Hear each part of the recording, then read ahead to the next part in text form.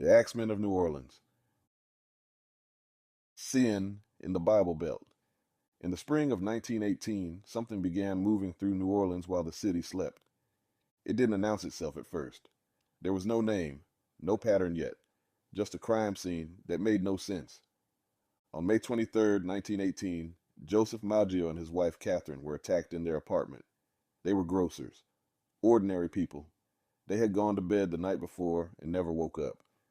When Joseph's brothers found them, the room was soaked in blood. Catherine was already dead. Joseph died minutes later.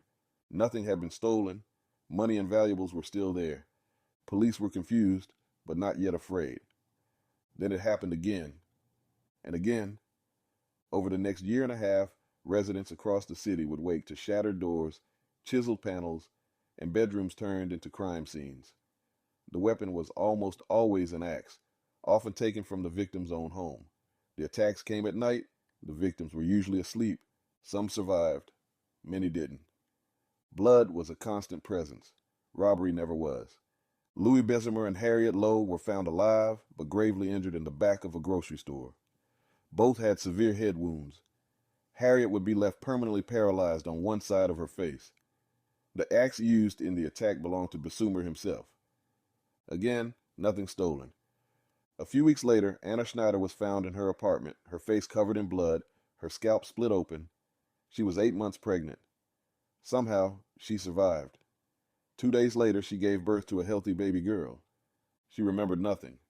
By August, the pattern was undeniable. Joseph Romano was attacked in his bedroom. His nieces heard the noise and ran to him.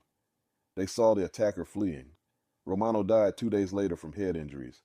Blood was found throughout the room. An axe lay discarded in the yard. The back door panel had been cut out. By now, the city was panicking. People armed themselves. Neighbors stayed awake all night. Police were flooded with false sightings. Axes began turning up in yards, some real, some imagined, and beneath the fear ran something uglier. Most of the victims were Italian immigrants or Italian Americans. Newspapers seized on it. Police focused on it. Suspects were arrested with little evidence. Innocent men were jailed. Some were nearly executed before accusations collapsed under scrutiny. Fear had found a target. Then, in March of 1919, the Axeman spoke.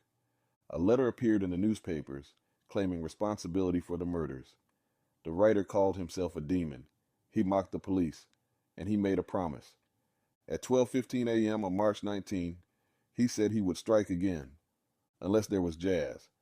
According to the letter, anyone playing jazz music in their home that night would be spared. New Orleans listened. That night, the city erupted. Dance halls overflowed. Bands played in private homes. Jazz spilled into the streets. People who had never cared for the music turned their homes into makeshift clubs. And that night, no one was killed. Whether the letter came from the killer or a hoaxer remains unknown.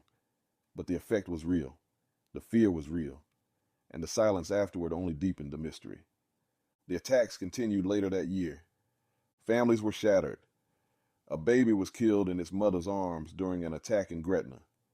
2 innocent men were falsely convicted and sentenced before the truth finally emerged. Too late to erase the damage. The final known attack came in October of 1919. Mike Pepitone was found in his bedroom, struck in the head, surrounded by blood. His wife saw the attacker fleeing, but could only describe him as large. That was the last time the Axeman was ever seen. No arrest was made, no identity was confirmed, no motive was proven. Some suspects were named decades later.